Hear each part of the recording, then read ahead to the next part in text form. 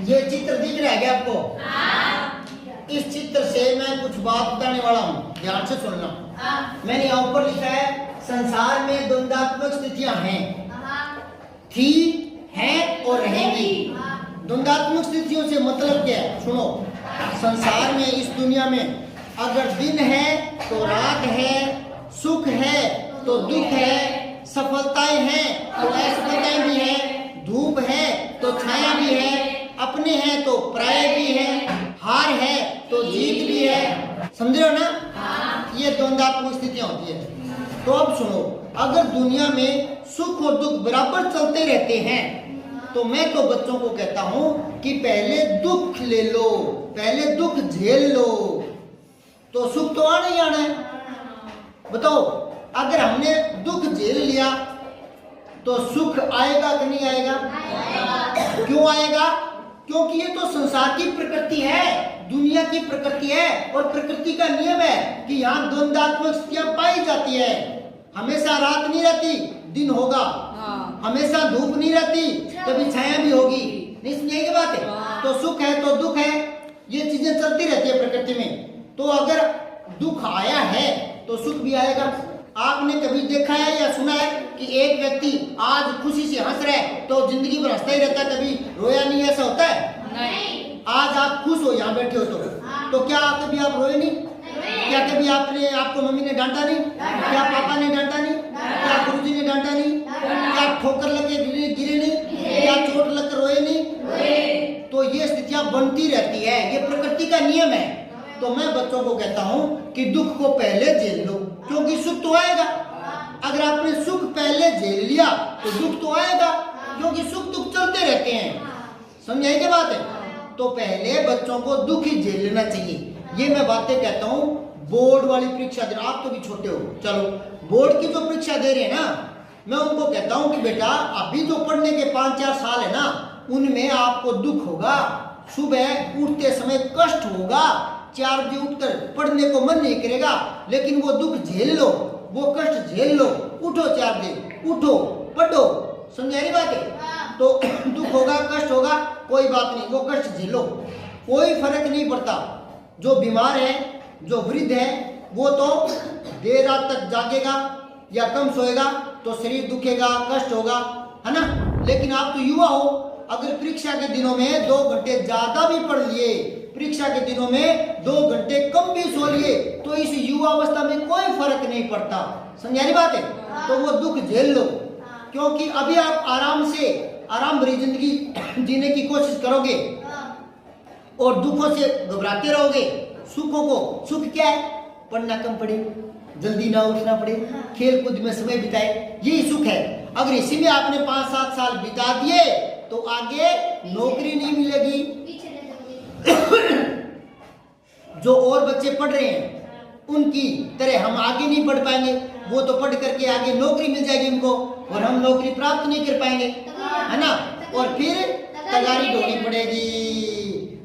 ढोनी पड़ेगी, मजदूर बनना पड़ेगा, चिनाई के काम में वहां मजदूरी पर जाना पड़ेगा। और अगर अब पढ़ लिए 2 घंटे ज्यादा जाग कर, समझ में आई बात है? 2 घंटे जल्दी उठकर अगर ढंग से तैयारी कर ली तो आप अगर 9वीं 10वीं 11वीं 12वीं कॉलेज में अगर ये 4-5 साल या 5-7 साल पढ़ लेते हो, वो बच्ची कह रही थी कि 5 साल जबरदस्त मेहनत कर लो ताकि आगे वाले 50 साल आनंद की जिंदगी जियो। समझ आ रही है? और आपने ये 5-7 साल मौज मस्ती में बिता दिए तो आगे की सारी जिंदगी कष्टों में भोगनी पड़ेगी। पहले सुख से जिएंगे तो बाद में दुख आएगा। पहले सुख जिएंगे तो दुख आएगा।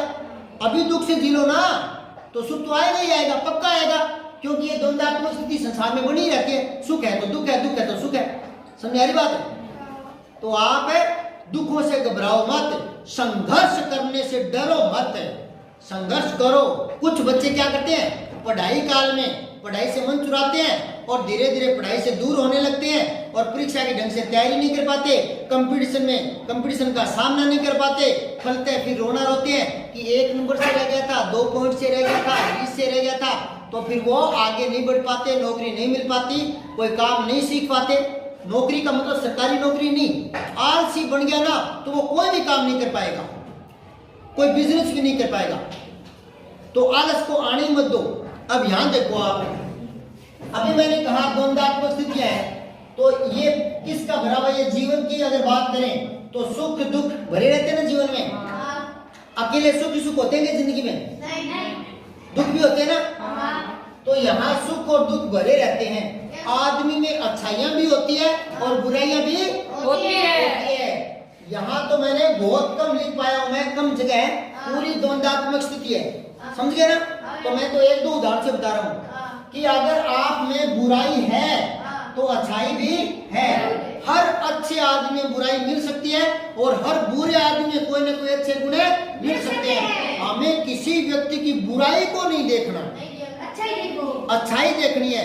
आपको तो ये देखना है कि भले ये कैसा आदमी है, लेकिन अगर उसके मुंह से या उसके किसी काम से हमें पता लगा कि तो बहुत ही कीमती बात कही है इसने, तो उस कीमती बात को, अच्छी बात को ग्रहण कर लो, ठीक है ना, क्योंकि हमें अच्छी बातें ग्रहण करनी है। समझे बात? अब सुनो, यहाँ अच्छाई बुराई तो भरी रहती है ना। अब यहाँ मान लो बुराई भरी पड़ी है और जितनी बुराई है उतनी अच्छाई मिल जाएगी, जितना अंधकार है उतना प्रकाश मिल जाएगा, जितनी पाप है जिंदगी में उतने पुण्य भी मिलेंगे, जितना सुख है उतना दुख भी मिलेगा। समझ में आ रही बात? तो अब देखो, अगर आपने एक बुरी बात सीख ली, बुरी आदत कहीं से आप में आ गई, किसी कारण से बुरी आदत एक आ गई, थोड़ी सी बुराई आई, यहाँ से डाली, तो यहाँ से क्या निकलेगा बेटा? इधर अच्छाई है ना, तो एक अच्छाई कम होगी।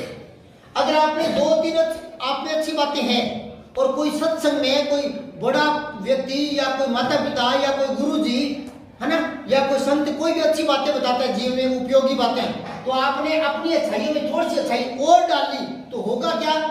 बुराई बाहर निकलेगी। ये पूरा पानी का भरा हुआ मान लो, इधर से आप थोड़ा सा पानी डालोगे, पूरा भरा हुआ यहाँ तक, थोड़ा सा और डालोगे तो इधर से निकलेगा नहीं क्या? निकलेगा ना। इधर डालोगे थोड़ा सा और तो इधर से निकलेगा ना। तो आप में थोड़ी बहुत अच्छाई है, थोड़ी सी अच्छाई और अच्छी बातें और सीख ली, तो इसका मतलब ये है कि आप अच्छाई नहीं सीख रहे, साथ साथ में अच्छाई तो सीख रहे हैं, साथ साथ में एक दो बुराई बाहर जाती है। समझ रही है? तो ये द्वंद्व भरा पड़ा है जिंदगी में। तो आप अगर पाप किया है, एक दो पाप और करोगे तो पाप तो बढ़ेगा और पुण्य निकलेगा। अगर आपने एक पुण्य और कर दिया तो एक पाप कम हो गया। यूं चलती है जीवन की गाड़ी। तो इसमें अच्छाइयां बढ़ते जाओगे तो बुराइयां बाहर निकलती जाएगी। अच्छी आदतें सीखते जाओगे तो बुरी आदतें कम होती जाएगी। समझ आ रही बात है?